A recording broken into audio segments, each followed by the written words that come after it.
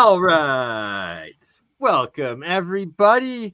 It is Wednesday. We are back. We are blessed with one full panel. Welcome, Julia Kamman, Hans Dietrich. We have Esra in the mountains somewhere there. And, of course, David Stig to, I guess, the right of me, depending on how it's watching. Yeah, I guess it's right. And how is everyone today? I'm good. Can you hear all? Yes, we can. Oh, there's Sarah. Welcome back.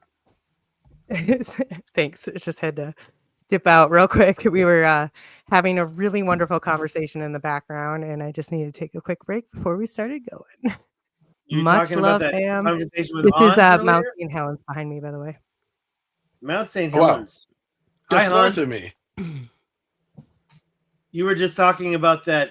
Well, both of you, Esra and Hans, before the show started, you were talking about breathing, and I get the same thing right here sometimes, especially with the cold weather, where it's such a scent, and it's not just air, it's metallic. What was up with that comment you said? Oh, I was talking about deja vu, and so I get what I call chicken skin, where you get goosebumps all up and down your arms and legs, and then I get like a body rush, like a full flush, and I start smelling what I can only describe it as ozone or something that's akin ozone. to a light form of fingernail polish remover, and I taste like this metallic taste in my mouth. And this is an indicator of, oh my God, I've been here before, or something that I know is going to happen is about to happen. So that was you our said comment. you were going to get some psychic input. That's fascinating. By the way, you say ozone. I get a draft. I'm lucky. I live in a warm area, but it's actually quite cold right now. Ozone. I get a draft. That cold air. I smell. When you said that, that's exactly what I feel I'm getting. And then you mentioned enlightenment out of it. That I don't necessarily get, but Oh, it was just dream states, and sometimes I have these very prolific dreams that I remember. I'll wake up and remember every aspect of it, but not often does it pass. But we were talking about dream state where I don't know if anybody in the audience has this, but a continuation dream where you have the same dream over and over and over and over and over for periods of time. It's obviously different, but it's the same locale, and you just keep coming back to this in your dream. Oftentimes when my cat sleeps next to me, she will end up in my dreams, and I've always found that interesting. Sorry, Julie, what? Oh, I didn't say anything. Oh, I thought you did. Sorry, that was me. I apologize. My internet might be a little bit. I apologize because I am in a hotel currently. But what I was trying to just touch on is the lucid dreaming aspect of it. So what you're getting at is like most people don't fully understand or haven't necessarily had the experience of lucid dreaming, which is where you're actually able to act in your dream. You're aware you're dreaming, so you can change the outcome of it. So as a 4-year-old, I used to have a reoccurring, very disturbing dream about actually getting into a snowball fight with my brothers and choking on one of these snowballs and actually literally throwing up my intestines. So not to get too descriptive on that, but did it happen every time? Did you choke up your intestines? The outcome. So that's what. So I had it over a period of a year, again at a super young age, to try to understand this. And I realized I had to give it a happy ending, which interestingly, when we start talking about therapy, talk therapy versus storytelling therapy, when you change the outcome of the situation from your past as you're speaking it outward, you actually can then in turn heal and then rewire your brain activity that way. There's obviously multiple ways to do that. Can I just make a quick correlation with what you said? It's kind of getting off, but a friend of mine said, because I relived the same thing awake in the shower. For years I did this. I have a lot of regrets in my life. And I have the dream thing. We can talk about that in a second, but I was every morning you get in the shower and you think the same thoughts. I finally had to write the word no on the tile in the shower to stop me from thinking the same thoughts every single day. Regrets, basically, right? Going through all these same thoughts. And so I had to say no. I had to write it in the title. That's where I did it. And how many of you currently wake up sometimes and look at yourself in the mirror and say something really disgusting about yourself? I feel like we battle that every day. Like we think negative thoughts every day. Like that's the battle. You are developed. Sorry, I know you're saying by the way, so I want to shut up in a second. You are addicted to these chemicals you do in your brain every day. You conjure and craft these chemicals, these synaptic things going off in your brain, and so you're addicted to them. So you go to them every morning or whenever, and you got to say no. And don't get me wrong, like I'm definitely not about toxic positivity. I think that ultimately there's a balance. So whether you push yourself one way or another, it's going to push you back to try to reach that. So, but that was something I did to myself all the time. I didn't even realize I would call myself stupid for doing like the stupidest thing. And part of it was hypercritical people in my life, but like for tripping over something, for being a little clumsy. Yeah. And I like to say, I'm very tall. I'm a 6'1" person. So I'm a little clumsy sometimes. And do you ever I kicked myself for something I said in high school. It's so interesting how every single, like throughout our life, like every single compliment we've ever received or every single insult or something negative side, like we remember it forever. And it always baffles me that we know this and yet people hand out compliments like it's like their last dollar. Like that will stay with somebody. So I find it so important to remind each other with like positive thoughts or like their good qualities. Reinforcement. Yeah. But yeah, I think she's right about like toxic positivity because and it realizing become like a lot of times when that lower frequency comment comes through, it's from their own ordeal, right? They're projecting it at you. Right. We talk about this a lot. It's a black mirror effect. It's a reflection effect. And they're triggered. They're triggered by something about you. You hold a certain presence that they are not quite understanding in it. And they're trying to rectify it, really. Well, you were talking about dreams, and I have to admit, I don't remember any of my dreams these days. I know I've had a few recently, but I don't remember them. I'm almost 60. I think that I did heal myself with all that every morning going through the same things every day. And it was just about not just seeing the word no on the tile in the shower, because that was almost 10 years ago, but also being able to say, stop, you know. But like you mentioning the toxic positivity, it's like there's so much when you uncover the darker aspects of things and the thoughts and the things about you that you don't want to show the world, like all the stuff you run from and like aren't the first to tell everyone about, those tendencies, those traits. And so it seems like the most freedom, like you begin to really thrive when you acknowledge all your darker aspects. What are you addicted to? What do you distract yourself with? Why are you thinking these negative thoughts about what are you rejecting about yourself? Why are you rejecting yourself so much? And I think that's like what comes into play with dating. And like we live in a world right now that it's so like it's such different times of like relationships and dating and the culture but yeah, I think that like uncovering, like accessing the subconscious and our darker aspects is like where all the gold is. It's that good chaos factor, right? Like the whole idea that you can't have light without the dark. So when you embrace the dark, you find your light. But and I am going to pull up something here for a second. But what you're getting at here with the actual, there's something a little off by the way on this depiction with beta and alpha, because they actually correlate. Alpha can actually be very much like beta, so that I'm going to pull up a little thing and then I got another little thing for you too on beta waves. But sorry, I was fascinated by how much they look like 440 and 432 waves as well. So yeah, I asked about that in the chat. Well, just the hemisync info of like, okay, there's frequencies you play in one ear and frequencies you play at a different frequency in the other ear, and how that's able to sync the right and left hemisphere. And this is something we should start doing in kindergarten. And our brainwaves are so out of whack, and we're not doing this. And now all these other frequencies are coming in. So like sound healing is going to really help us as these technological heavily connected to German New Medicine, which is how your right and left hemisphere is emotionally regulated.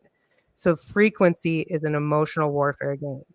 So I have and I can pull this stuff up for some interludes if you want. Please do. Some of this, but I have that resonance frequency video. You know what I'm talking about. And and then, I just shared this to Twitter. You can expect a significant increase in viewers. Go on. Thank you, Stick. Fuck yeah. But so like I was talking about, I have a video on resonance frequency therapy, but I also posted a short about how when you're a child, you're actually in a theta wave state. And so this is something I would see obviously as I'm doing these sleep studies, but when you're in the sleep state, you're more in the delta. It didn't really show actually delta correctly, in my opinion, because when you're sleeping too, there's such a difference between stage 3 delta sleep, where they're telling you it's like, oh, you have total loss of cognition. Well, yes, that's true. But it's because actually the body's completely focusing on the respiratory and the EMG system. And then vice versa, when you're in REM sleep, you can see this hyperintensity on the brain activity. Then you see a complete looseness and actually heavy disruptions in respiratory issues when you're in the REM sleep, because it's so hyper-focused on your brain activity. So this is very important to understand on how we operate through the day functionality versus the sleep functionality. And children, again, what I'm trying to come back to, are often in a theta wave state, which is actually known for hypnosis, which I think is very, in my personal opinion, from all the research I've done with types of therapy, and Julia, what you're just getting at with binaural beats, which connects to this bioneural feedback system that's also happening with therapy treatment. It's a touchy time frame. Like, you have to be very considerate of what you're messing with. And again, children in a theta wave state are in a hypnotic like state, and there's therapies that are touching on that right now, which I would be cautious of. That's my personal opinion. Is it and thank you for the children? platform. Is it because children are also their brains have not solidified? They haven't reached the 25 age bracket to the and so other there's dimension. this I feel like there's impression that's still there. Sorry, anyway, yeah. Just I feel like there's Yeah. things that try to keep you out of it. I'm a really big, like, I'm a huge lover of theta brainwaves because of like having to train my mind to get into the theta brainwaves, and that's how I've was able to get the most mind-blowing remote viewing sessions and like access to things and clarity, doing like diving into the traveling clairvoyance of getting my mind there. And so I always felt like what I've noticed just in ancient time too, of all these rooms of what they're designed, the marble is cut in a certain way, and in these caves in Malta, like all these different places are, when you measure it, they're specific frequencies like that they're designed for that. So I always felt like, I just intuitively, I felt like there's so many things in the world that you're, as a child, you are in theta brainwaves, and so much comes Julia, in. I feel like when you're doing the remote viewing, because of what I've seen in REM, you definitely have to be touching on some gamma. Like, it's beyond alpha. It's beyond your wake stage waves. It's something like, actually, so Dan Winters touches on this if you guys have watched his or listened to his research.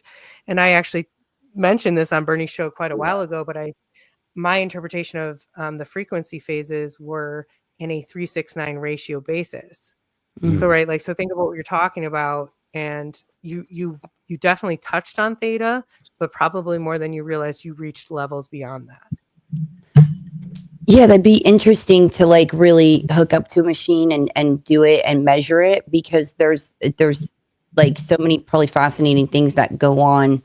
And you could see it in my pupils of me recording it when I do that and how it adjusts. So I'm sure that it could be, another level, but I always felt like there's so many things that are designed to kind of keep you out of that frequency. So I was like, God, I get so much intel and can do so many outstanding things in those brainwaves. Why is there so much that keeps you out of that? And children, they say, are so pure and they get all these messages. And so I'm just a lover of that state. This is beautiful. So I started doing sleep studies in 2009. And this was actually, I was grandfathered in. I was very lucky. I had a lot of experience as an administrative assistant. So I started in a sleep lab like that. And then part of my job was to learn what I was pretty much seeing and talk about it. So they literally asked me to come on and become like an apprentice. It was a beautiful situation. I talk about this because I think this is what's missing in today's education system is more apprenticeships like this. More or less, so I was grandfathered in. So now you do have to have, a specific degree to get this, yada, yada, yada. What I'm getting at is, and what you're touching at with this activity and the depth of it is that, and I apologize because I started rambling off a little bit too much about myself here, and I don't like to do that. I'm trying to get back to what we were. Actually, I'm going to do a check on that in 5 seconds. Finish your point. Then I'm going to talk. And that's what I'm getting back at, guys. I missed my point here. I missed the flag because I got a little too wrapped up in my ADHD brain. Oh, you talked about Dan Winters and the waves, and then the studying of the children. Okay, it was just you were talking about just prior to that, not just the. I apologize, but what I can get back to a little bit with what we're getting at with the dream state is that you do.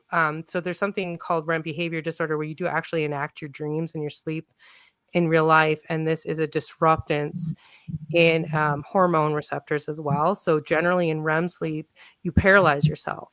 So this is where I think that when you're going into remote viewing, you can actually projectile yourself. You can, your body will actually appear in that state. And I'm sure they've talked about this remote viewing and what Hans and I were talking about a little bit before, because this is documented back as far as the 1920s, where people are having dreams and seeing themselves in a particular environment. And then the person in that environment, like a home, is actually seeing them as a ghost.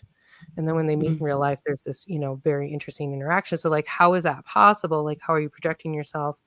And then also paralyzing your body in the physical state. And I think I was probably starting to touch on my stuff with resonance frequency therapy stuff, but yeah, sorry. Thank you. Appreciate your patience. Oh, you're all amazing. Wow. Random question to Julia and Ezra and Stig. Have any of you ever done a float tank or isolation 90 minutes, anything like this? No, I've never done a float tank. I think you would have prolific visions in one, right? We'll should go in with a head cam, like a GoPro. Pulling the 11. Well, it's complete darkness, so you're sitting in 2,000 pounds per foot or per inch, something like this, of salt water. So you're floating on top of it, so you feel weightless and bodiless. Are you naked? You can be, yeah. Okay. You don't want to have any scratches. Okay. Sounds great. You're in a chamber. Anyone should be. Can I say one thing? It's pitch black. Sorry. Yeah, go on, Stig. The only thing I really want to, I'm going to actually do a little segue here and say, look, because Ezra was saying I talk too much about myself, but I don't know anything about Ezra. Can we go around? I promise I'll keep my intro short. But I'd like to know more about I was talking too much about myself. I lost touch of the topic. But no, Ezra, do give your background for those that don't know and haven't seen. Let's all introduce You've been on a few times, and we've covered it, and you're a crucial part of the Science of Sound series that we have ongoing, and that you have. You talking about Hans? Studies. No, Ezra. No, you. Your work Ezra. Okay, so Ezra, your microphone's. But Hans probably has way more of a repertoire. I'm just curious. Yeah, my background is everybody was. Yeah. Sorry, go ahead. I was just saying, I'm just curious who everybody is, and so it's if we could all just introduce ourselves real quick, that'd be awesome. Ezra, you go first. Hans, you go second. Thank you. Thank you. The floor here is to Hans, so I'll make this quick. So my background is in sleep medicine. I was a tech for several years, but I graduated really quickly into the day position. So I became a certification in clinical sleep health.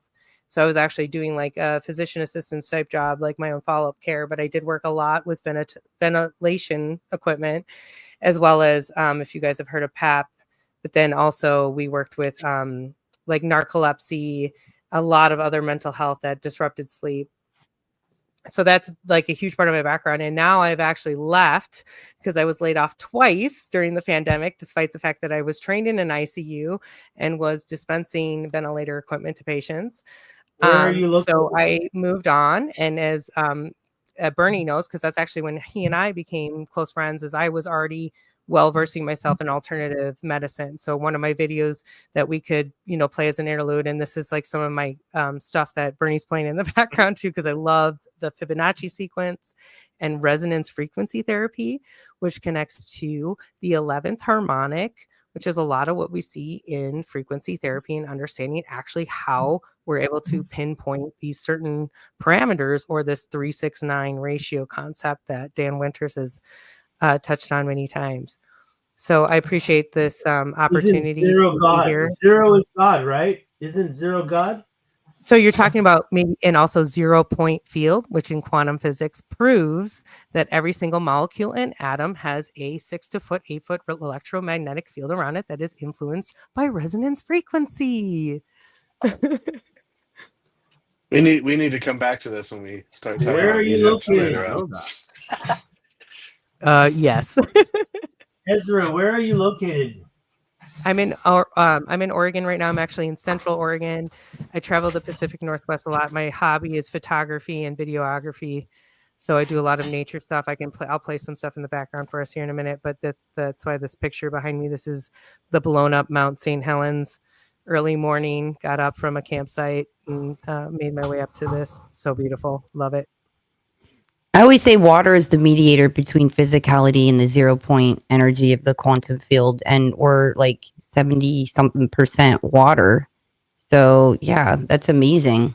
Ezra, you're amazing. And think about yes. Water is important. I have a new theory about water. I'll tell it later. Hans, where are you located right now? I'm located in Portland, Oregon. So I'm a graphic designer. I do esoteric research into ancient sites and civilizations, occult symbology, stemming the course of time, found in corporate logos, and also media. And I also study a lot about Buddhist cultural mysticism, ancient art, and architecture, because I grew up in Nepal, South Asia. And so I've had a lot of influence around that area. I've been to Egypt a few times. I've been to Peru. Wow. Why were you in Nepal? Why in Nepal? Why? So my father was there in the Peace Corps in the 1960s. He came in 1970, did his doctoral dissertation in a remote village in Gorkha district, Manung Valley, a village called Sikrung. It literally hangs off of a cliff way up in the mountains. And he spent a year there. And then in the 1980s, when I moved back to Nepal when I was 4, my father took my family up into the village and introduced us to a lot of the, mythical magic and lore of the village, shamanism. And it's taken a long time in my life to come back to these topics because I've been so immersed in my own graphic design field. But yeah, that's my background. I got a million questions for you. I noticed you have a website, megamist.com. And Ezra, I saw you have a website, or what's going on, Ezra? You have a website? Well, I have a YouTube. I am working on a project that we don't need to post tonight that Bernie's familiar with. We can do a different episode on that. I have a foundation for like a community project that we're working on that works with greening the desert in Central Oregon, Hans. So I'm actually in Silverton and Bend's transit right now. Okay, you're right. So I'm not far from you, right but I lived in Portland for a while. Falls and Astoria. The area. So Anyways. Actually, I would love the opportunity to meet with you in real life and do some considering Let's that we've had several. We'll connect. That would be excellent. We'll connect. And I'd love to talk to you about my project a little bit further, but we are looking at some serious funding. So we're doing some grant work. We're going to be establishing as a nonprofit very shortly. We've already been in the process of that. We do have a website. It's called tortugabazaar.org. And again, I don't want to post that tonight, so we'll go over that a different time. But Mindful Exposures is my page. Yeah, my YouTube. And I'll put up a little video here for Bernie to play if he wants to. But I have some random good stuff on resonance frequency therapy, and like I said, some stuff on brainwave and breathing modalities, the most basic stuff about breath work and actually the ability to regenerate and heal yourself just through breath work alone. There's an amazing thing I get into where I'm gonna ramble. Let's talk about Hans' website. Megamist.com. It's megamist.com and megalithic.mysteries.com. It's a site where I have a lot of blog posts about esoteric knowledge in movies. I sell t-shirts and fashion design that I design there. And I have my 3 books there as well. They're through lulu.com. And it's kind of an introductory to. Say that one more time. What.com? It's megalithic.mysteries.com or megamist.com for short. So. It's got 2 multiple. We're gonna have to get it down. It's the same site. It comes to the same location. Anyway, Julia, what's your story? So my name's Julia Kamman. Huh? Sign. I want to know how. I used to be in the sign business. I want to know how much that sign was. I think like $80. Is that real neon? Neon. Wow. I don't know. No, it's not real neon. Okay. It's I do an like LED this sign, but it's awesome, and the poster behind her is even more awesome. So there's so much truth in that. There's so much truth in that image. My name is Julia Kamman, and I'm a researcher. I'm an investigator at heart, and I have just all this passion. I'm very passionate, and things I research. I do remote viewing, and I've had profound experiences doing that. And it was interesting. I did a show on Vice where I remote viewed something on camera, which was just like this amazing experience. And I got into hypnosis because I wanted to be able to facilitate. What I noticed was when I would do readings for people, what showed up during the sessions was things they were trying to run from and hide. And so like a lot of the advice that came through and things that came through, they wouldn't listen. So I'm like, God, I want to find a way to facilitate like an experience where it will change them, you know? So I got into hypnosis to facilitate that. Like, and I'll do birth charts for people to give them an insight on like their, like a deeper understanding and of who they are and just, a deeper understanding. So things I am passionate about, I constantly talk about parasite cleansing and heavy metal cleansing because for thriving health, I've just found that to be key. And we're so like bombarded with so much stuff in our food and in the air that I think it's an ancient practice that we've forgotten. And you kind of see the effects of that and where everyone's consciousness is at due to, the lack of the cleansing because we're supposed to do it every fall and spring. So, but yeah. Sober October. Yeah. So I'm into, Tartaria was huge for me. I'm really into cerebral spinal fluid and like what she was talking about, certain breathing techniques that will flow. It will flow and assist in, this amazing process of the chrism that's inside us and the amazing things and insights that come when you breathe and when that happens to you. I'm into photons. I'm into like quantum tunneling. I'm super passionate about water, quantum photonic lasers, and how I don't know. I'm really obsessed with the area in and around Siberia. The biggest megaliths in the world are in Siberia, and the Altai Mountains, and that whole area. I could like literally. It's like, Julia, what are you doing this weekend? Like, I would much rather geek out on like hydrogen and helium production in Siberia than like do anything else. To me, that's like so much fun. So yeah, and just awesome. Unlocking things and reminding people of like you're so powerful, like and of just practicing that. And there's so much we can do that we haven't been taught, and so we're all kind of like little babies out here. Like, learning all these things, and it's at such an incredible time. So yeah, that's a little bit about me. Beautiful. You are really definitely a jack of all trades kind of lady. I love it. Me too.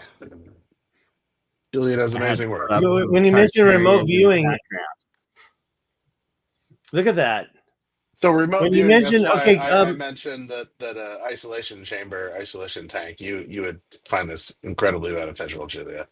I think you should do a session. Go to like float on or something. Julia is gonna have a Stranger Things moment and become like 11 in the isolation take if when that happens. It'll be epic, right?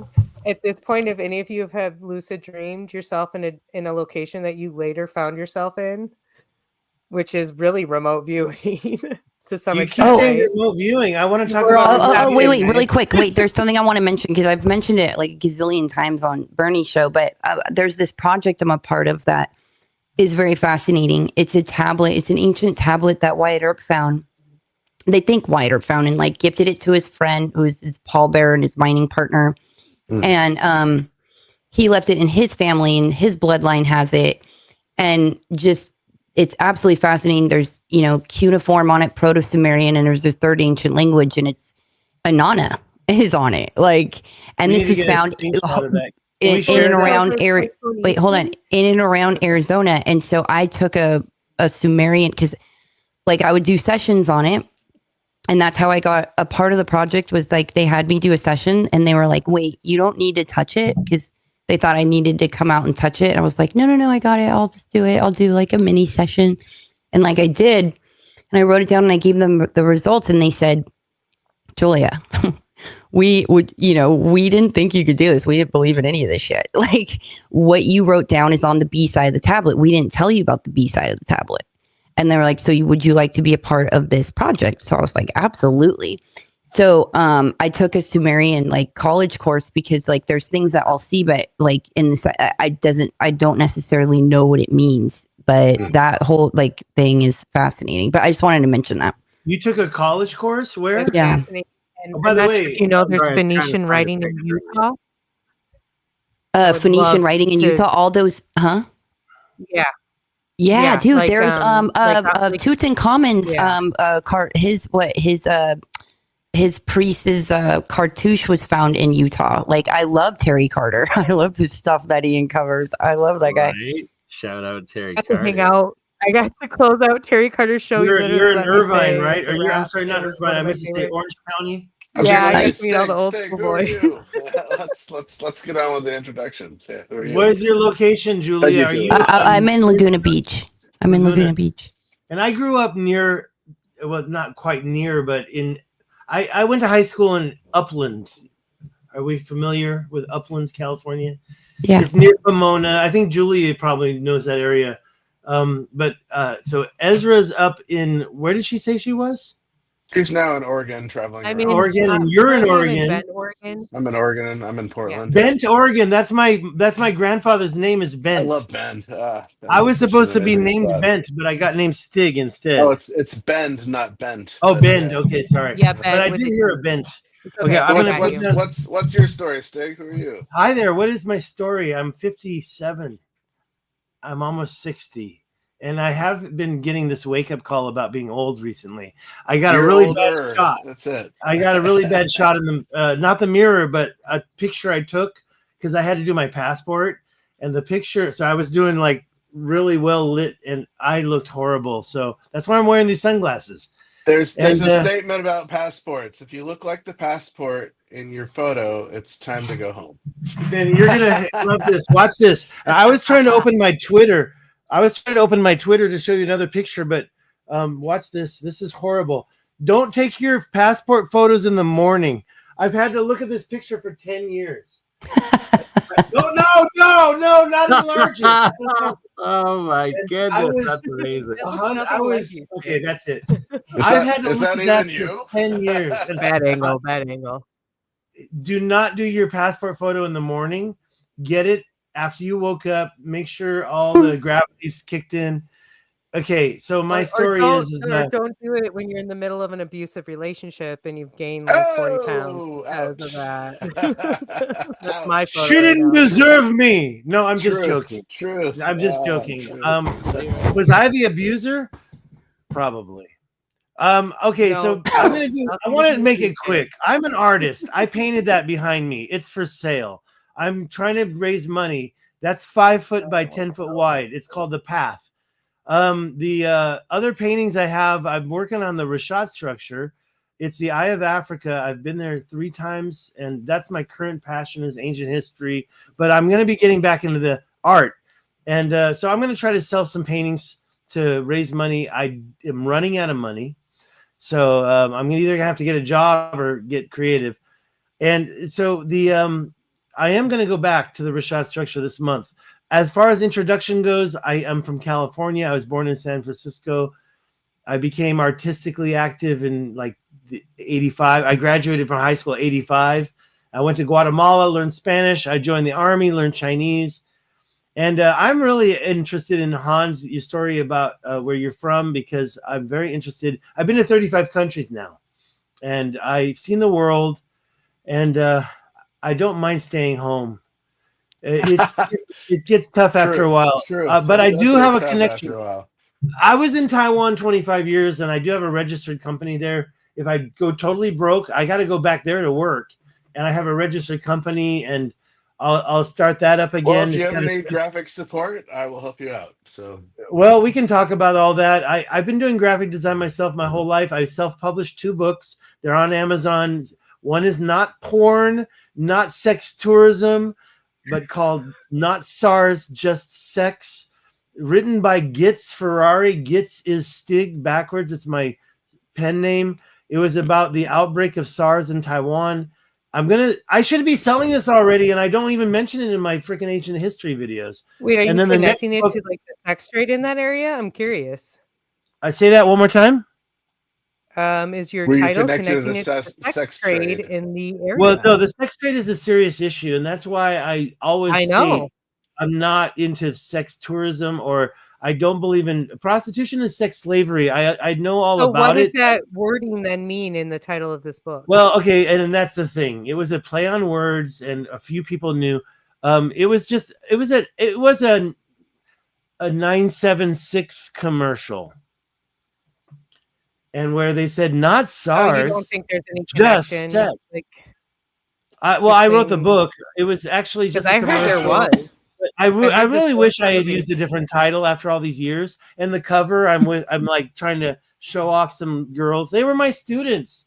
I didn't have sex with those girls. Can I ask you really quick? Was not SARS but you implied it on the cover, you silly dog. Revolution happening, and that there was contamination due to that. Weren't they talking about it? Contamination due to sex trade? No, like virus sex trade can be sexually transmitted. Well, okay, I did It's start an energy signature. Okay, I'm going to finish my intro, and then we can continue. I did start a group on Facebook, anti-slavery, but from the Roberta Brown book called Sex Slave, I believe. I learned everything about the thing. It was a thick book she wrote called that. Now, I did write a second book, and you're in Alberta, Bernie, and you're going to do your introduction next. And you've been so supportive to me. Thank you so much. Honestly, Bernie, you really have, and I owe you so much. And I hope to see you here soon. It's cold as hell here, but before I let go, I'm going to say the second book was about a Ponzi scheme, and I don't say that lightly. I was involved in an investment product. I wasn't running a Ponzi scheme, but it wasn't a Ponzi scheme. But that was the second book that I wrote. And by the way, if anybody buys this or donates to my GoFundMe, they get a free copy. As far as the sex thing goes, desperate because he's running out of time and he's going back to the Eye of Africa. Like, by the way, slavery is legal in Mauritania still. This is an issue. It is an issue, but it's different over there. Even here in Portland, I can go up to 82nd. Slavery really a one-color issue because it's not in the past. It hasn't been in the past. Like there are more slaves alive today. There are more slaves today than there ever have been in the history of our, what we think is our history. There are more slaves today. Sex and labor. And by the way, I can go over how these people get entrapped and what type of person gets entrapped. I didn't really want to get into the slave thing, but it is an issue. And the fact is, Facebook, when I tried to start that group, just totally like shadow banned it. They don't want it. They don't want to help with that. And that's the big problem right there. In fact, like, if I'm not mistaken, I do believe they were like charged with actually supporting and enabling that trade. It's quite bad. But let's not get this stream destroyed and canceled. We can go back to that. Bernie, jump into your intro. Bernie, I don't know anything about you. Well, my intro is actually made by the lovely lady above you. So we'll just play another video made by Ezra, aka Who's Bernie? Who's Bernie? I don't know. One end of the scale, we have a giant concrete Can and you guys steel hear it? bridge I'm not sure if it's destroyed cool. by I can resonance. hear it. I can hear And it. on the other, we have a small crystal glass shattered. So maybe we could shatter something even smaller, something really small, something you would need a microscope to see. Maybe we could shatter a living microorganism. But to do that, you'd need some sort of theory to serve as a basis. And we find that basis in a wonderful book called The Rainbow and the Worm, The Physics of Organisms, by a scientist, Mei Wan Ho. And that book makes a very strong case that living organisms and cells are liquid crystals, or in the least, they have many properties liquid crystals. Now, we're all familiar with liquid crystals because they are in our laptop computer screens. LCD display, liquid crystal display. And we can change the qualities of the liquid crystals in our computer screen by sending special electronic signals to it. We can change the color and the shape on the screen with these signals. But we can only see 200 dpi. So maybe we could change a biological living liquid crystal with a special electronic signal. But in order to do that, we would need some kind of device. So we search the US patent database, and we find this invention by a physician, Dr. James Baer of Albuquerque, New Mexico. It's called a resonant frequency therapy device, and its purpose is to induce a resonant vibration in a living organism or cell. And there are two really important things about this device. The first is that it uses a very special kind of antenna. They take a hollow glass sphere, they evacuate the air, they put in some helium gas. And when we send in our electronic signals, the helium gas lights up like a fluorescent light. An electrified gas is called a plasma. So this is called a plasma antenna.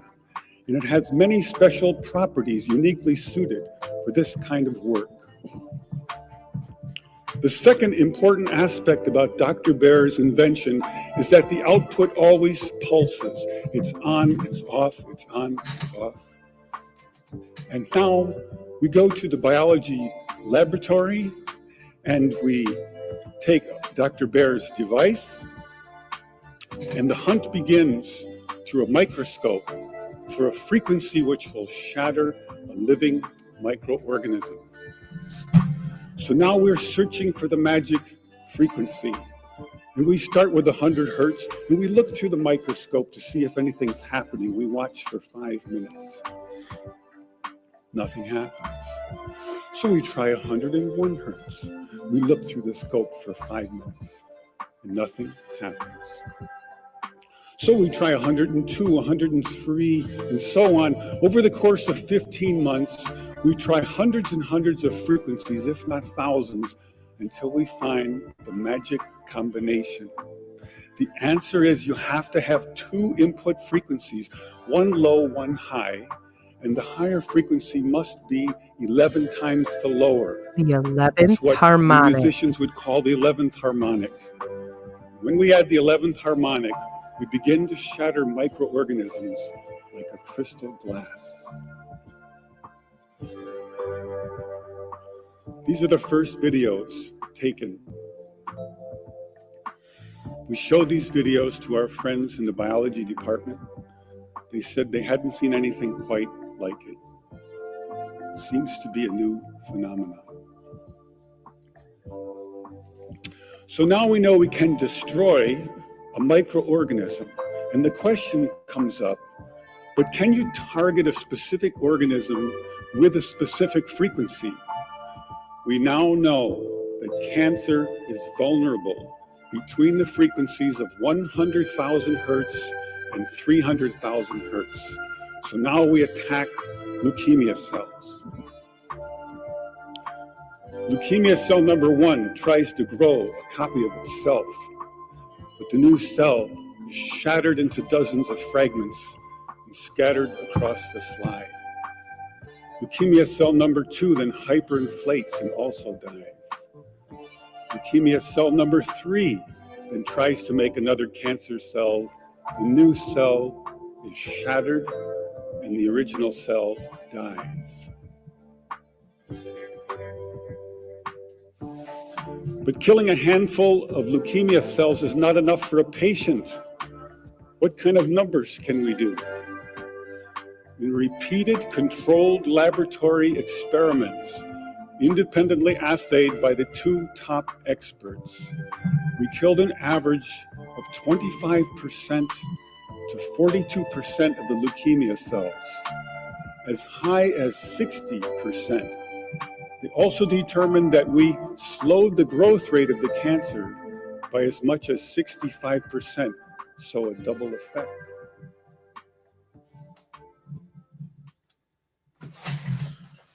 That's so awesome. I have I have verified this quote. Who is this? Elsa? Esla? Yeah, sorry. I feel so lonely. I'm so lonely. Nobody's around. Future medicine will be medicine of frequencies. 100%. Medicine of frequencies. The redwoods. I'm still here.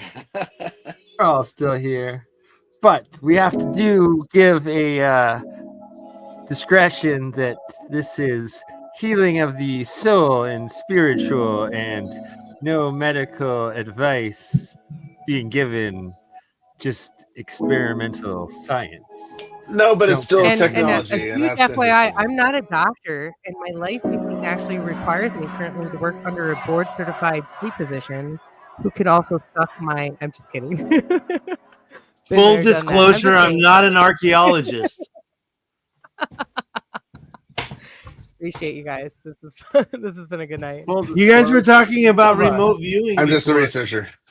You guys were talking about remote viewing. Remote viewing.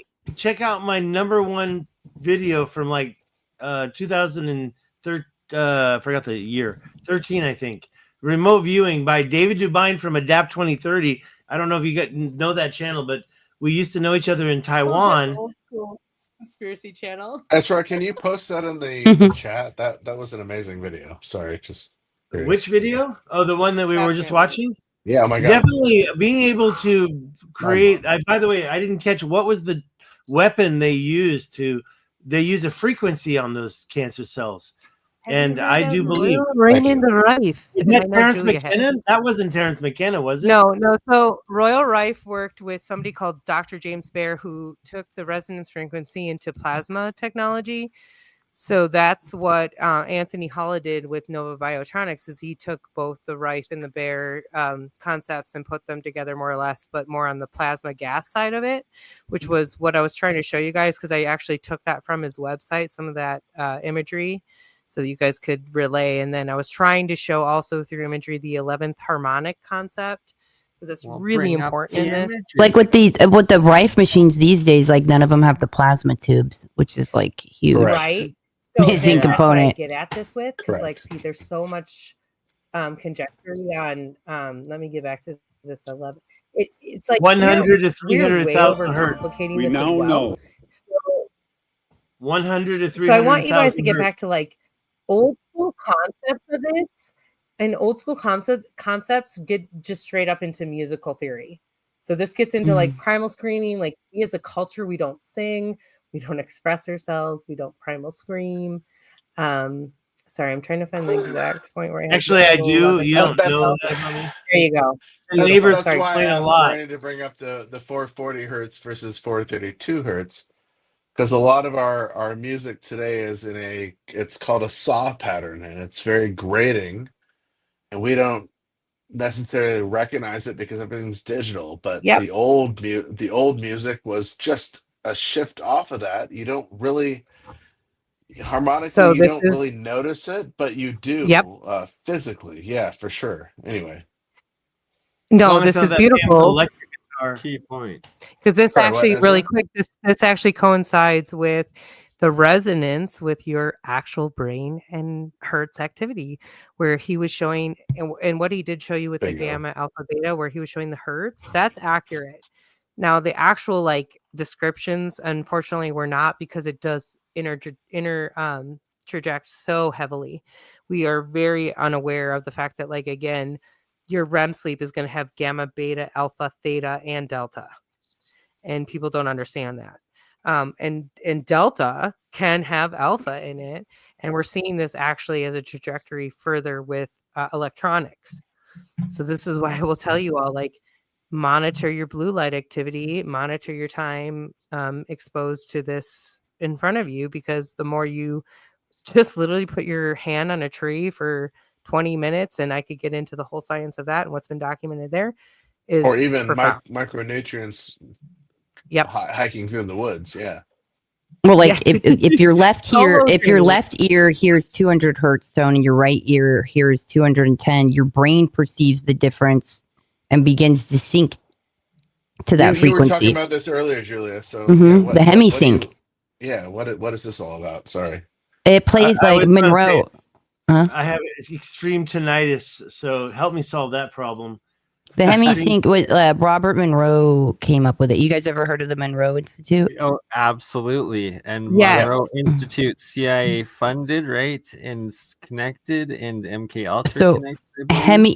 So hemisync is short for hemispheric synchronization, and it's a technique designed to synchronize the left and right hemispheres of our brain, right? But and using specific sound frequencies.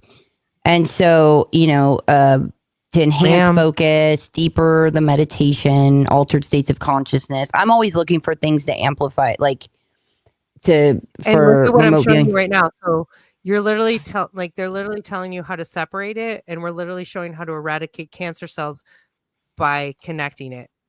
And we all know this through any musician understands like this synergy, like this, right? And this is why we just talked about 432 versus 440, because 432 is out of sync of the 369 rhythm that we're now understanding heavily influences our brain activity. This is so beautiful, guys. I brought this up earlier because I'm super fascinated with these frequencies, because there's not a lot of differentiation between the two that we recognize, but our body definitely reacts to it differently. So yeah, go on. Sorry. Vibrate. And sorry to interrupt, Julie. I was just trying to say that binaural beats is the same. Oh wait, it happened tonight in class. Yeah, the hemisync, it's not sound, like it's not music that they use for the hemisync. It's like subtle tones. Like it's not, so that's what you're saying, Bernie? So part of like mental health therapy, especially with PTSD, has come about, and part of my therapy with, like hooking electrodes and monitoring activity this way, is something called bio and neurofeedback, which is heavily connected to binaural beats. So they're monitoring the left and right hemisphere. Again, why I'm going to revert this back, and I'm going to just gets basic as basic gets if you really bring it down to that level, because German New Medicine will tell you that your emotions are left and right heavily influenced, which connects to feminine and masculine. I could get into where else does that connect, folks? Eastern medicine. Yep. And Chinese and meridian medicine and reflexology. Yep. So that's what I'm going to school for. I'm going reflexology. Yes. And I'm beyond that. I mean, that's just like one small more aspect, than to be honest. Like I'm doing all Eastern medicine, all alternative. I'm adding on to the credentials I have, but I'm going to be more hands-on. Yeah. I mean, again, you guys, you can't tell this by my stature, but I'm a 6'1" woman. I am like I hike. Wait, what? If you want a good massage with deep pressure, like I'm gonna bring the fucking elbow. And yes, that's my love language. Massage is my love language. Right below the belt line is the Amazon. Do you guys want to hear my fantasy? My literal fantasy is to travel the world. This is now it's not going to happen because I'm sharing it. But like to travel the world and go see the best masseuses and healers, like hand healers, like healing touch, like all the amazing masseuses and healers around the world, and to go and document getting massages. Be very by careful. them. Don't do Taiwan. Taiwan does not know how I to don't give mean to get massages. dude with you, but dude. So Bernie knows that we actually had a project that we're trying to happen here. We were about to go to Ecuador to work with the Quechuan tribe. This is Dude, I want to go. We're not okay. I don't mean to disappoint you, but that actually fell through. Damn it! Let's make just all the healing tribes of the world contact me. Just put me in contact. Put us in contact. Yes, we have like more local connections with other types of tribes. Honestly, it all connects. Like when you really want to take the South American, it really does push up and has pushed up into that southwestern part of the U.S. So I have a friend who's a Maidu Kankau tribe member, and she took me. It's actually burned up, but I got to go to their sweat lodge. I got to go to their like communal kitchen. Like, oh, I want to do a sweat lodge on their sacred land. Like, so this exists, and like when I talk to her and I talk about there's so much synchronicity. It's fucking ridiculous. So we can reenact it. We can read. You know what I'm saying? Like, it doesn't have to be in that exact location. But yeah, Bernie was there during those OG days. Hey, so I wanted to say one thing. We make it. May I? Oh, see, I got my notes. I wrote them down. First of all, I noticed a comment. Lucy Rosa says it's all waves and frequency at the end of the day, and that correlates with what I'm trying to say right here, which is that first of all, the remote viewing. I tried to talk about it before. I said, was that Terrence McKenna? It was not. Remote viewing is one of my number one videos from my friend. Oh, I did already talk about that. Never mind. I'm repeating myself. No, Next, just that Terrence McKenna is more wrapped up. Yeah, sorry. Say that again. Well, let me finish and then I'll stop talking. So yeah, the remote viewing thing is really important to me, and everybody's talking about it. I don't do it, but before I talk about the next point, I did forget to mention my website. I have my art on there. Go check my website. It's in the thing. And also, I'm talking about the trip to Rashat structure. I just got my website going. But regarding watching those germs or those organisms get blown up by frequency, I had to write this down. I went to CPAC where I saw Jimmy Corsetti and I saw Graham Hancock talk. But there was another lady. To Jimmy about the recurrent structure. Shout out Dubselect. Okay, I will answer that question gladly. But let me finish one thing about where I want to say, I don't remember her name, but her name, I put down the water lady because this lady did a presentation about water. And when Vita Austin, I bet you it was Vita Austin, where she right. Yes, yeah, Vita. She's amazing. Julia, I know her, the frozen water lady. Sorry. Yes, it blew my mind. I mean, I couldn't believe this. We're talking about frequency and resonating and the water, and it's like it's all definitely connected there with because she would show up a picture, like she would tell the water. She would be like, she would hold up a wedding invitation. She froze the water in a petri dish, and then it would show a ring. And because water holds memory, water is programmable, but it's so much more than that. And we're 70% water. And give it a message. Don't say program. It's a message. It's it's vibration. It's a thought. You're giving it a thought, and you don't have to give it a thought. You can show it. You can show it a penny or show it an environment, and it'll do it. Guys, how did the monks in Tibet like levitate stone with sound? Oh well. And now we're starting to play with this technology, as Bernie knows, because Apex has played with this as well, and it starts to somewhat connect with plasma.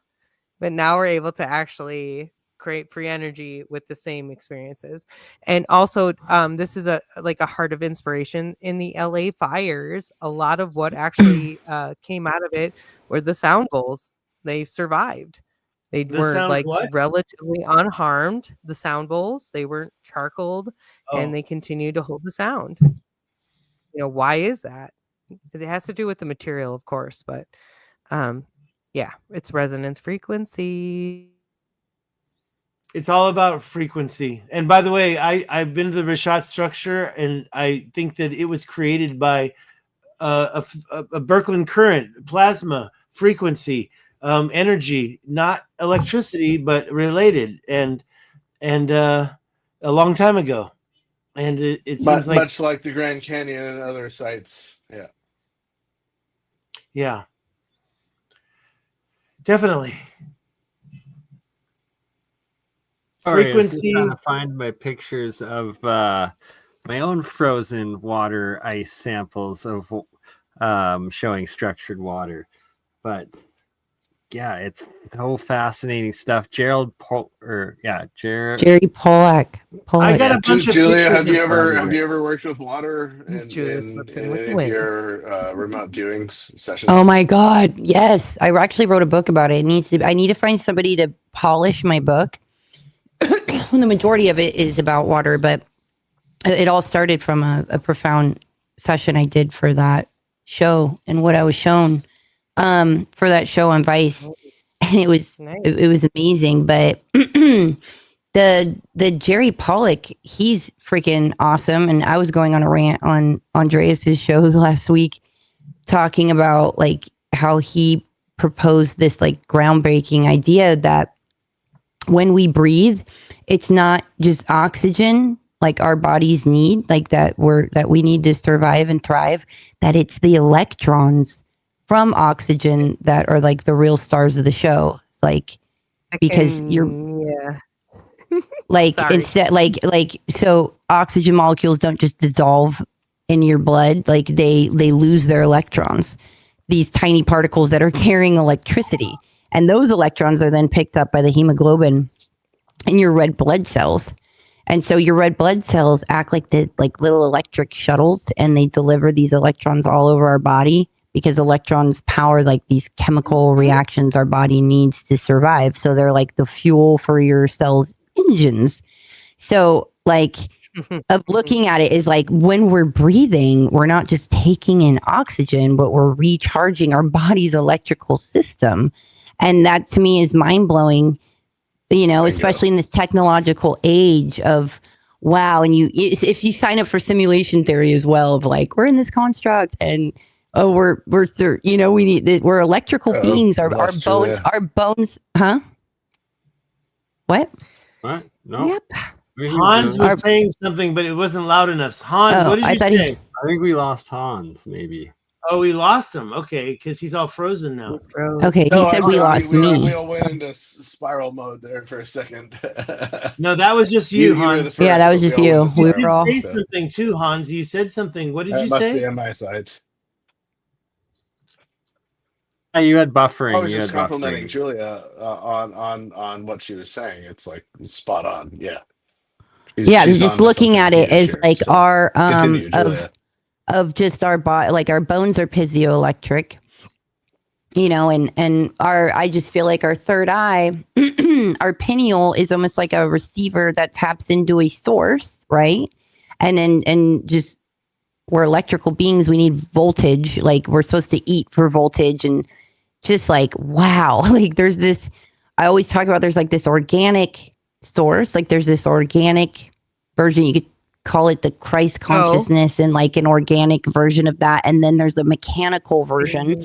And we're coming along these times where you're going to need to know the difference of what you're tapping into, which source, because they're duplicating an organic field. The whole point, and they want our insights. They want us doing shows and talking about this to organize the info, to duplicate the all-knowing field, to duplicate the organic information, the Christ consciousness, the accurate one. So you're seeing, it gets a little blurry. I hope I'm explaining it right, because I'm really bad at explaining things. But I hear you saying we're all our own Tesla coils. Not at all. Do your own research. I'm a Tesla coil, right? We are batteries. Hello, this is what the Matrix was all about. So you go back to movies. Why are they telling us that we're, a battery? Because we are, in a sense. We fuel all the technology around us, whether it's our phones, our cameras, whatnot. We are part of this feeling of construction. So yeah, no, you're spot on, Julia. Thank you. Phew. Somebody understood. Oh, I got it too. Sorry, I'm muted and I'm trying. Oh my God! Trying pictures to help illustrate what you're talking about from my own frozen water and structured water stuff, and it's bang on. And it's like you put the intention in, and have you done frozen water experiments, Bernie? Sorry, many. Many. Have you done the Oh my God! rice, Right. the cooked rice? I have a lot of photographs from what's her name, Julia? The lady that you mentioned? Vita Austin. You know what? Also applying that too to Nostradamus, when he would scry, he would put it in water and he put a specific crystal. They say it was obsidian, I think, or quartz. Whatever. You hear a couple different things, but he would put it and place it in water.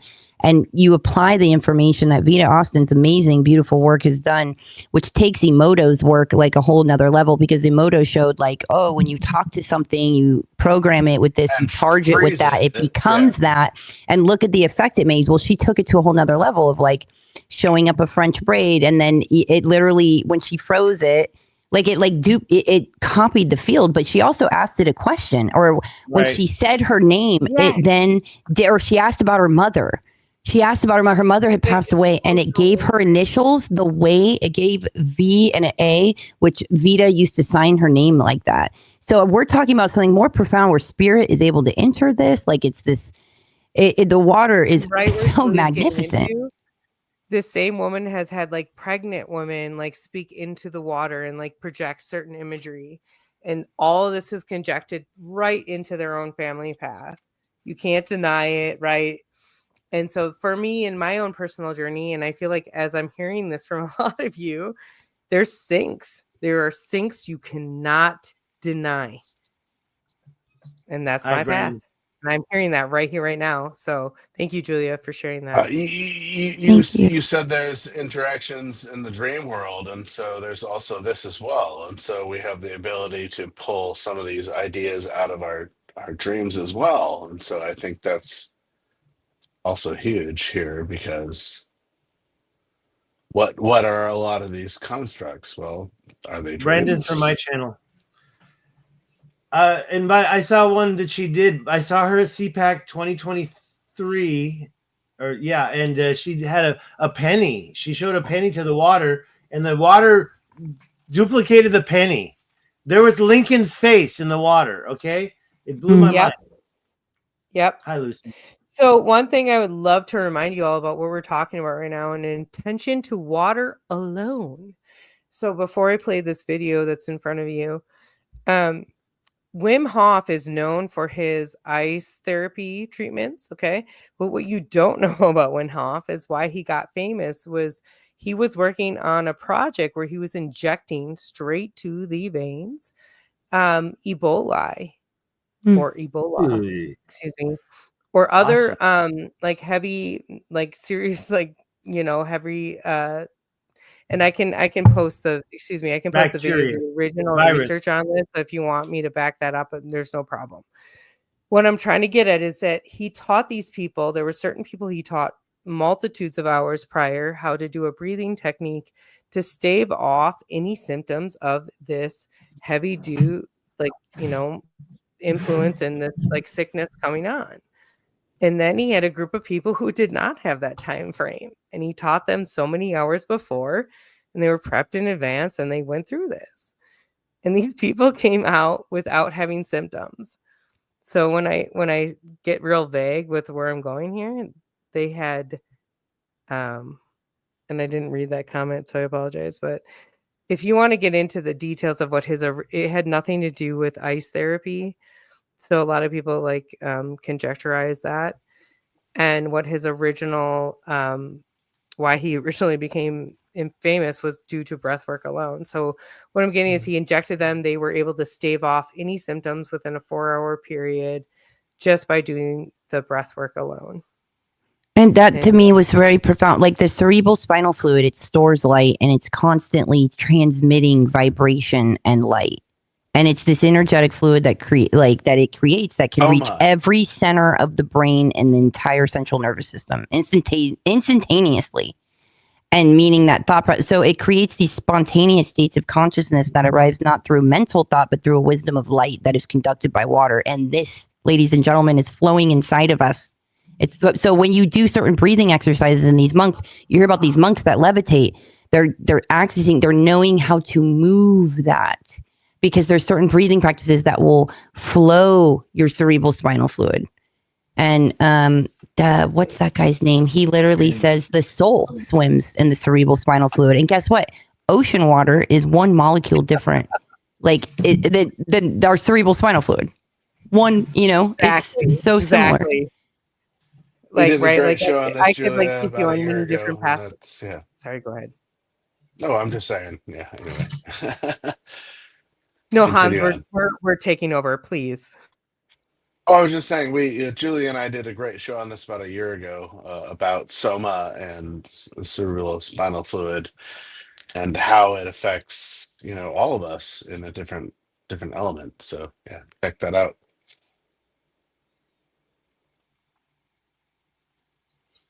I think I'm a pretty good breather, by the way. I just wanted to say that. I used to hate like playing Call of Duty with people that were like heavy breathers. Like, bro, get your mic out of the back of your throat. Oh, triggered. What's your sleep like? Like, okay, first of all, you guys, again, you realize like the majority of what we were doing is respiration. So I'm monitoring these like all the time. It has so much to do with your head position. Like so many people sleep with their head kinked. They don't even realize they're giving themselves their own apnea. Dude, don't even get me started. I don't think we should be sleeping on metal springs. Like I was anti-mattresses like my whole life. I think it's so bad for our whole body. Metal springs are so wrong. I have a latex mattress because it's not one of these memory foams. It's an amazing mattress that I have.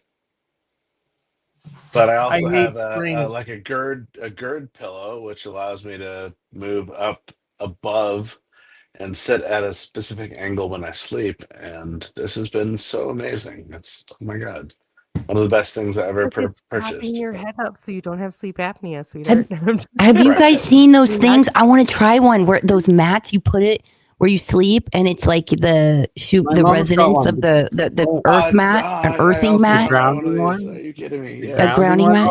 Yeah, I want one. Amazing. Yes. Like, no. Hold on, guys. Hold on. You realize you can do the same thing. Brandon, that is not comfortable. You can also Brandon make your just said he sleeps on a Japanese roll. Okay. Sorry. No. Hot Stig. Let me explain this. Like you take your shoes off. You take your socks off. You walk across the street. In front of my house is 100-plus-year-old hemlock that's like probably 40 feet in diameter. Like it's a fucking gorgeous ground with that piece of beauty. And you guys don't even know the oaks you probably have that are this old and this round and this big in the most industrial parts of the fucking United States. Okay, what I'm getting at is take your fucking shoes and socks off and touch a tree. 20 minutes. Touch the ground. 80% reduction in inflammation. But I want to sleep on. I'm just saying, like, I want a way to sleep on amazing energy. I want to cuddle it. I want to hump it. I want to hump good energy. Let me tell you guys something. Before any of you were born, I know that Hans is the oldest one out of all of you. Before even Hans was born, I met Uri Geller at a Las Vegas show. At the same show, I paid a psychic a reading. I had a reading. They said, take off your shoes and put your feet on the ground. Walk on the dirt. Ground yourself, right?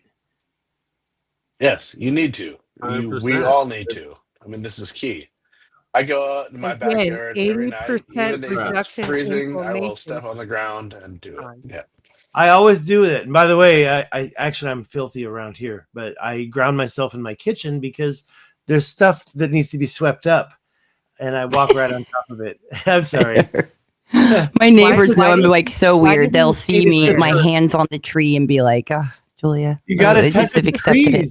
You not just where touch the ground, but the trees." Sorry, where are you at, Stig? Oh, I forgot to tell you, and I asked everybody else. I know where everybody else is. I'm near Palm Springs, and so when this happened, I was Palm Springs, California, right by the San Andreas Fault, and when I went and saw that reading, when I had that reading and I saw Uri Geller, I was in Upland and I was interested in art. I was already starting to paint. The medium also told me, you've got a lot of posters on your wall. I said, no, it's paintings. But it was right. He nailed it. And the other thing he told me, and believe it or not, I was listening to the next reading he did, and he said the exact opposite. Oh, you got to stop walking on the ground. Put your shoes off. Stop grounding yourself. And I was like, that's just, what is he just going back and forth? Because I'm skeptical. But Yeah, me I've too. been carrying that for many years, and I do make sure I walk on all sorts of stuff barefoot. On all uneven surfaces. You can't just Yeah. be a trail runner. You have Well, you to mentioned also, like, reflexology. You yes, did. And I yeah, in I'm actually, Taiwan, like, that's my studies I was buying those tiles that in you can snap meridian together points. and walk on the rocks, but it was tiles. I was very into Okay. that, but I So, actually gave it again, all up. trail runner, like super uneven steps. So I also run backwards. I go up the hill backwards. I go sideways. I turn around and I go the other way sideways. This is super. So this is called, there's a book called, shit. I Wow. apologize. Book It's like called Shit. That's Wait, pretty Bert good. and Ernie didn't introduce themselves, and neither did Bernie. What the fuck? Oh, Bernie's an alchemist. Bernie and Ernie and the apocalyptic We'll get back to the pyramid. reflexology after Bernie introduced him fucking self. All right. Well, what we're looking at there is I got some titanium metal coils that I just made and got metal of. And it turns out that some titanium oxides and different titanium compounds apparently are a key part of the metamaterials in UFOs. So I'm like, hey, this works out nice. Let's make some monoatomic and Ormus titanium, and that's what we got going on there. And I've been running it for a couple days since getting it, and titanium exponentially stronger lasts longer, and it's the key part of what you want to make your anode out of. Something strong like titanium, maybe a mixture with tungsten alloy potentially, but that doesn't corrode a road right away, and you can make yourself a water-powered car. But yeah, that's learning going on. I have titanium. Who is Bernie, though? You told us about the titanium. Who's Bernie? And this is my titanium. It says it right there. Bernie, thank you for being our host today. No problem. And you guys with your jars full of liquid reminds me of my pickling. I do pickling sometimes. A lacto-fermented salt, basically. It's just salt. And your jars remind me of that. And I think that's the way to eat your vegetables is lacto-fermented. Yeah, I like pickles. I like pickling. It's kind of crazy, actually. I used one jar where I hadn't, that was dill pickles. I hadn't, like, it was washed out, but like you could still smell the dill pickle a little bit in it. And the Ormus that like came out of it was like dill pickle Ormus. It was like the weirdest thing. It all turned like this neon green, and like it was something else. But yeah. So this brings pickles up and a coffee question for on Julia. breakfast on the Sorry. regular. I just need to lay that out. Like, people ask me often if I'm pregnant. I don't need to detail those. I'm just saying, but prior to that, like pickles and coffee. Pickle juice. At that. Come on, guys. Okay, first of all, though, ginger, lemon, and not to all extents fermentation, because not everybody's gut biome, but you want to talk about like the brain being the second, or sorry, the gut being the second brain. We could get into, right, the heart having It's the own same. It has the same field enzymes as the brain. Yep, correct. Exactly.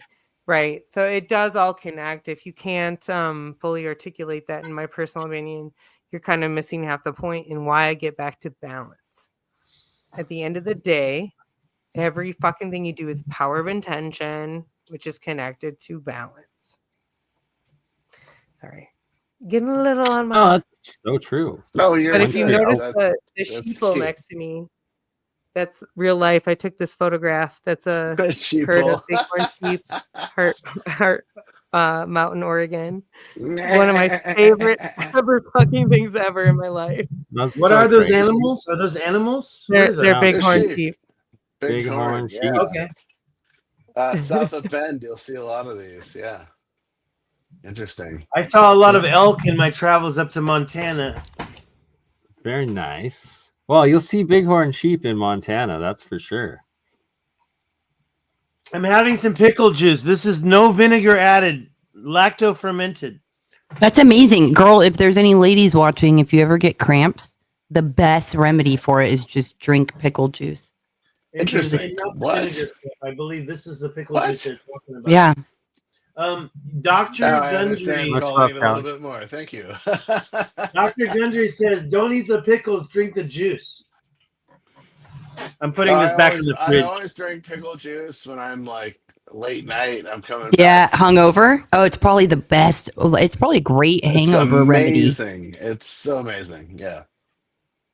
Yeah, it's rich in a lot of nutrients, your body. Electrolytes, salt, and pickle juice. There's something magical about pickle juice. The salt is no more. It's not salt anymore. That you put. What I just put away was lactose. How to flush your liver is fresh lemon juice. You can put like a lemon wedge and let it sit, and you're going to taste that bitterness. And otherwise, like ginger, you put that in hot water. Same thing, fresh ginger. All those things are going to flush your system beautifully. But guess what? How I start my day? Fucking half a pickle. Yes. Oh, I love pickles. What kind of pickle we talking Shots about? of pickle juice. Like carrots and onions. Shout out to Eric. Fuck yes. Shout out to Eric Delmer. I followed his protocol for pretty much 4 times a year. I don't do it as much as he does, but when you're going into a new moon situation, you want to fast or micro fast for a day before. And then you want to buy some bath salts, basically, electrolytes, bath salts. And so you drink this. Like Epsom salts for the bath, right? Yeah, exactly. Correct. We have to, put a the discretion because you are from Portland. We just kidding. Really quick, Hans and Sarah, who are from the Pacific Northwest, which gets ostracized frequently, are not doctors. Though I have had a medical practice and actually saw my own patients in follow-up care, but cannot say otherwise because I don't work under a board certified. Agreed. Me neither. Otherwise, thank you. We are actually able to talk about this specifically. Please, Hans. So I do a formula that is literally every 3 hours. You take the Epsom salts in a pint or a glass of water, mostly a glass of water. You're gonna need to be around a toilet for sure because it's gonna flush your system hardcore from your liver. You do this for 3 sessions.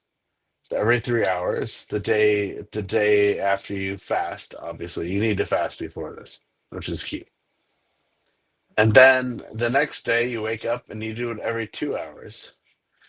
But the intermittent is you want to ingest like 4 ounces of lemon juice or 2 ounces of lemon juice and 4 ounces of olive oil together, and you want to get very much vertical or horizontal when you go to sleep quickly because this is going to flush your system. So the olive oil helps move stuff through your system. The lemon juice helps break up stuff through your system, and you will have an excrement of peas that are coming from your liver because you've fasted obviously the day before. And this is amazing, and everybody needs to do this. And so it's like you're flushing out your liver and your gallbladder. And show pictures. I want to see some photos. Maybe guys, we should get Eric on here at some point to talk the keys. about I want to see the keys. I don't give a shit. I tell you, it works like crazy. Okay, I've lost 15 pounds every time I've done it. It's amazing. Anyway, yeah. Hans, I've actually been there too, but can I explain something really important and very specific about women's cycles, their hormonal cycles and fasting? This is something I learned. I am 6 foot fucking 1. Okay. So when I tell you this, I explain that my specifics of how my body and the balance of my muscles have worked, how I understand that flow is super important to my hormonal cycle. So most women don't actually understand that the luteal cycle, which is just prior to your menses, is actually, it's very important for you not to work out excessively. It has a lot to do with your cortisol buildup. That's me all the time. Yeah. So like, and you're not supposed to fast during this time. So I was somebody, who was over like pushing 240 because I was in and out of abusive situations. You know, you're just like holding on to shit as well. But understanding my fasting cycle, because I was overdoing it through this time period, was that I reached a plateau. And then all of a sudden I was forced to have to assess what I was going through. So wait, your luteal, this was like a week before your period? Yes. So the week before your period, you are not supposed to fast excessively. You're also not supposed to do high intensity workout. And Guilty. Love to hike. Yeah, honey. Whoops. And I'm like, I go straight uphill. Like, I'm like, find me my hill to go hike, and I'm going straight up. And I found out that I would get this intense energy like maybe 2 weeks prior. So it wasn't like full on luteal, but it was like start to build up. And sometimes I wouldn't jump on it till right to the week before. But once I actually regulated, my body reciprocated. It was like, oh, I get what you're trying to do, and would give me the energy when I wanted it. It's just about talking and understanding that balance. But most women don't even fucking know that. No, I just want to know like how many days before the cycle is that time frame? Because I look at things of like, you got to go harder. Like I push myself so hard. And like if I don't do it, I like feel weird. So yeah, maybe I need to look into that. It's like again, like I'm like, oh, I'm gonna fucking hike you fuckers out. I've been fasting again, you guys. Do you see this bighorn sheep? Like do you have a picture to? I push my. I'm just teasing. More like I push myself to these points. Like guys, fuck you, I'm gonna do it. How this no. I've been fasting a lot. Okay, I've been following the Dr. Gundry. I don't want to say diet. I'll get in trouble. Philosophy, I guess. I've been trying. Okay, I won't eat anything until afternoon, and then I try to follow his rule about keeping it within 2 hours. I never do. But I try to eat in about 3 or 4 hours, and I don't do breakfast. I don't do lunch, and it's I did lose weight, but the thing is that I don't exercise. I haven't changed my exercise. I should say I do like a little hiking, and you'll feel happy. What I noticed about exercise is the negative thoughts dissipate. So like looking at exercise as an exorcism of like the way you feel afterwards, and we're taught that when we work out, it's exhausting. You're going to be exhausted. When actually, like what I was mentioning earlier about your bones are piezoelectric, and when that compression happens, it actually charges you. Like you get energy. Like you get energy from working out. I do agree with that. I believe that.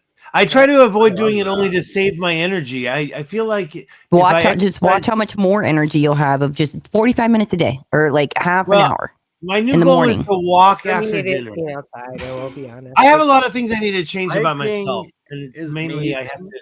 Walking is amazing, and it truly does. It's both like a biochemical as well as just like mental, spiritual, conscious. What was the first there's profound things over walking. Like there's all these girls that were going to the gym, doing all this cardio and doing all these workouts, and then there's all these videos you can find of where they were mind blown over walking and their results from it. They're like, oh my God, I've been going about this all wrong. But there's, and a lot of them will say like, it's this many steps a day, or it's just this, but it's not as, intense as I thought it would be to see the results that they experience. Let me say one thing. There's a guy, he lives right down the street. He's 96 years old, and he used to run the hiking club. Over 70, my friend. He was a hiker. He walked.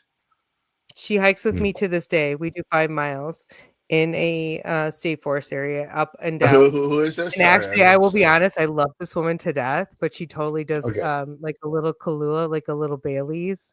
Like I can smell it. She's living her best life. She's in her 70s. Like, yeah, fuck yeah. And she figured out her formula. Wait. Here's the best part. Here's the best part. her little fucking house, like beautiful house. I met her son who's in the Marines. By the way, his fucking future wife, we already know, who's from the Philippines, is Sarah. So he and I like already, because we like guns, we like hunting, like he and I are okay. So already, and then so her name is Sammy, and she's my neighbor. We met like walking her dogs. Her carpet in her house is cheetah print. She owns 0 furniture and has hanging. Dude, I love this woman. I want to hang out with her. Like hanging utility, like muscle strengthening type apparatuses. She does not have furniture, so I love her. You all need to come to Oregon. Sounds like my place. Like right when you walk into my place, there's an 80-pound freaking 80-pound barbell. Right? Oh, this is beautiful. I'm gonna have to do a road trip. Well, you're gonna all have to come meet me. We'll start at Montana. Yeah, we got to get there before September, though. She stops. Right, Julie stops in September, like early September. So if we're going, we got to get there before September. Sorry, I'm saving. Let's do it. Julie Ryder. Also, though, I have a house. Julie Ryder. For the executive few here on the Oregon coast. That we could have a little private, let's do like a wellness like getaway. I don't know, like make it where people to extend to actually the foundation that is being built. So yes, like a retreat. Let's do a retreat. Where on the coast? Sorry, just yeah. I have so like my side job since I've been doing sleep is, of course, like you meet these people who tell you their life stories, and then they're like, oh, I also have this elitist house with 5 bedrooms on the coast. Would you like to? Like, no, I would not. I'm just kidding. Please. I've already accepted the invitation, and I've already booked. You've heard this before. Bernie's heard this. I got your backs. Like, come to Oregon. I got you. Bernie didn't mention it to me. Bernie's got multiple places to stay. I gotta do. I invited Bernie down to my place. Yeah, Bernie, set up a tour. We all have. So we're trying to do that. Plan. Yeah. So, but instead, Bernie knows I got grants. I'll pay for your grants to come, right? Bernie, come. You're gonna have to come here at this point.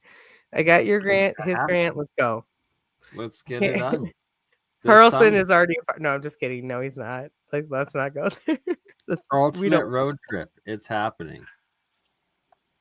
Well, this was amazing, guys. I mean, this was really like beautiful. This is a beautiful discussion. Like, we really flowed well together. It was really refreshing. Like, thank you so much. Well, and thank you for rejoining. It's thanks for all of us for being here. Yeah, it's been a long time since I've gotten to speak with any of you. Really, I missed you. I miss you too. Right, likewise. And it's great to have y'all back and to be back, and that we're gonna have to do this reoccurring thing all over again and keep doing it, and then do it in person this summer and make a massive road trip. And I'm gonna make it happen one way or another, whether it's working construction every day from now until then. We got you, Bernie, once you cross the border. We got you, brother. Yeah. So I guess I got to start working on renewing my passport and making sure that. Yes, do that first. Do that now. That could take a long time. That could take a long time. 4 to 6 weeks in the USA. I don't know about Canada. Yeah, Canada's a little. On my trip, I just did my passport. No, Bernie, you got your passport ready? You can come over. No, that's what I'm saying. I got to renew it. Do that. Yeah, and then do it sooner than later, dude. Guys, you don't want to lag on that. They're already doing because it when you lag on that, they're gonna extend it out, and you don't want to do that. Do it now. Yeah. Hans, how do you feel about doxing himself? Eastern Oregon? Oh boy! Sorry, what are you gonna get? There's nothing in here. How do you feel about? He's like, don't go in the morning. Don't go in the morning. Ezra, you had a question. And Earthships, a little bit of Earthship brim style design, like into the mountainside, right? You got that. Get the greenhouse on the outside. You know what I'm talking about? Okay, getting the solarium. Excuse me, I'm like doing a little. in class. Solar. You want me to do this? And like, But you know what we should do when we make very powerful points? We should start putting our pinky like Dr. Evil like that to like just like so more people will pay attention. So many people like lose focus. We're just like, okay. That is our new WooWoo wow thing. Second of all, you guys in class tonight, because I'm doing hands-on. I'm learning all the joints and every single fucking muscle. There's a little digitorium called the digitorium. The digitorium is your pinky. Sorry, real quick. So you have one muscle that fucking does this little shit. You also have two muscles, by the way, that do this shit. Really quick. So this is what I'm going to school back for, because like I'm learning every single little like how every little digit, connects. I wanted to say something so inappropriate, but I'm not gonna say it. Weird that we all do the hang loose. So I gotta say something. Loose before we all go. Okay. So the hang if loose anybody can tell me the muscles from Hawaii. Sorry. Fuck yeah. The hang loose comes from Hawaii, and you have the enter and the exit of the wave, right? So this is the enter and the exit of the wave. That's the hang loose. Dude, I've been using this a lot lately in conversations. People are probably like, dude, I just asked her a question. Like everything, like the last week has been this. Like my response on everything. Oh, Julia. Golden.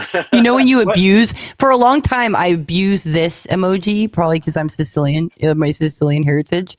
But now I'm starting to abuse this one. And now I'm definitely going to, now that I know this, Hans. It's a lot. Like, the Asians love this. It's Taiwan, number one. It's the path through the wave, hold on. Right? What's this? A dead one of these. Noise. What? I don't know. But you're all right. And on that note, I just wanted to show some of the structured water frozen ice cube there. You can see the how are your experiments going, my friend? How are your experiments going? Well, we got a nice layer of fluffy monoatomic. I gotta get some right from you. We've talked about this, but yeah. Yes, I gotta send you this one right here, the purple gold. And I tested the water, and it's slightly alkaline, so I believe that is a very good sign. I'm always fascinated with after what Julia was talking about. You need to do more frozen water experience. It's like so simple. You can literally put your hand over, literally say an intention, and just watch what happens. Do somebody else. Don't do yourself completely every time. Yeah, you guys are awesome. You guys. This is like I have so since it's a WooWoo Wednesday and we're wild out there and we're astral projection, power of manifestation, there was one time I walked into my old garage first alchemy lab set up with one of my buddies, and I had been using a little AAA battery to power the electrolysis, and it had run for several days, and it had the battery had died, the process had stopped, and my buddy looks at me, he's like, "You're gonna use your mind to start it right now, aren't you?" And I was like, "Yeah, I am." And I just stared at it, and all of a sudden it just started bubbling all crazy, and I was like, "Wow, there it is." That's Zen. You can, dude, biophotons literally come out of our eyes, so it's like a fact. So can you say that one more time? What comes out of our eyes? Biоphotons. Biоphotons. Right? Yeah, biophotons. Biophotons are these very weak particles of light, and they're not. You can't see it with your naked eye, but the eye itself emits light when exposed to ambient photons, and it's been linked to activity and visual perception. But your DNA emits biophotons as well. This is also what we see in our mirrors. It's probably part of that big entanglement, that quantum entanglement that's out there in the mirrors. Yeah. I mean, there's all sorts of entanglements. I mean, when you talk about sorry, I forgot what I was going to say. We're talking about via photons and mirrors and light frequency. Yeah. So, like, talk about remote viewing. You just flashed a remote. That's what I want to say. The remote viewing. She's saying remote healing. She's speaking of something even more amazing. Remote healing. Yeah. But also, like, really quick, this is actually a video I did. It was a old school video. It was called Black and White Magic. Magic of the Light of Tomorrow. Ooh, I like it. What I'm trying to get at is it actually really exemplified Prism. Hold on really quick. I'm pulling it up for Mr. Remote healing. Shout out to my mom. She is a remote healer. And we'll have to do an episode with my mom. So you ladies can talk to her about it. Yeah, that'd be amazing. I can tell a couple stories where I thought she was crazy until she worked on my dog when it had cancer. And that was my story. It went up to, like, the first time she did it, told me about it, and then the next time the dog saw her, he had acted like he had never done before. It was so grateful. It was wild. Just moving. And so that's how I learned I was doing Reiki, was on my animals before I even understood what it was. Light is magic. Just watch this. Magic in the way it is created, in the way it travels, the way it behaves. Honestly. And beyond the magic of light itself, there is the magic of science, finding new and amazing uses for light, the light giver. Sunlight is a mixture of several different kinds of light. Most familiar is the visible light, the kind of light we see and see by. Then, as modern sun worshippers know, sunshine contains an invisible form of light called ultraviolet. Ultraviolet light produces tan skins and those healthy little things called vitamins. Science has learned how to produce this invisible form of light artificially. And now, without leaving our homes, we can turn winter into summer. The scientific ultraviolet light generator is arranged to remove all of the visible light and project a strong beam of invisible, like magic light. One of the most amazing things about ultraviolet light is its ability to help us see things which by ordinary light are impossible to see. The radiations of pure ultraviolet light produce a strange Anybody effect can called identify the background music? Fluorescence is a glow, I will give found you in the figures 5 of an illuminated minutes crocodile. worth of free Many different chemicals respond to the radiations of ultraviolet light. Shout out Alchemy. Different chemicals seem to respond with a different glow. Ooh, why? I hope it's not a copyright song. Yeah, what's up with that copyright song? It is, but it's not. You won't get. You're good. Then it's not. We're good. Are you sure? What Bernie's told me that before, and I've totally gotten things straight or messed with. That's true because things have changed a little bit, but I'm pretty sure he's good on this one. Only because as long as we're just muted. To all our channels. Sure. Yeah, one of us strike, we all go down. Oh. I was saying too, if you can identify this, because it's actually it's not the actual song, it's the instrumental, background. So honestly, that's why I don't think you're going to get in trouble for this, and especially because we're breaking it up. But if anybody can identify it, 15 I will give you seconds. 5 minutes free of my B-roll nature footage. I go on a hike almost every fucking day. Some of this stuff is on my page. I have more up, way more than I can even. Yeah. So I'm just saying that's something I would do for Bernie. For him, that money would go to him. Well, it will go to us getting to Ecuador one day. Right? One day, brother. I still want to go to Ecuador, but in the meantime, I've never been. Let's go. YouTube needs to stop freaking capping all our subscribers. Take me to the healers with the healing hands. I want to rub down.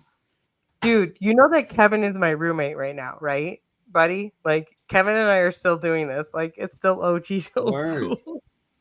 He's he's not in bed with me right now, but we're trying, and everything is moving, and we're already there. And do you know there's 2 psilocybin clinics in Bend right now. Yes, there are. Really? Thank God. Let's go, Yeah, folks. no, seriously. Thank God. Okay. Thank you. I love you. If anyone knows remote healing, you feel free to do a session on me anytime you feel like it. Julia, like I want you to do You're gonna have my mom. I don't come on need the I don't show need and Cash work on App it. or coffee. Just send me some good remote healing no, vibes. don't need that. I want I'm you to gonna do hook a you up remote with my healing mom's, in an Julia. isolation chamber. Yeah. Julia, we got you covered. We got your inner circle. Like, we don't need Awesome. You get the No. special Right? treatment. You get my Immediately protect- mom. Do you remember? Yeah. You don't quite remember. Do you remember when you met a certain group of people and I was like, Julia, and I don't know what's happening. Yes. Like, hey, Yes.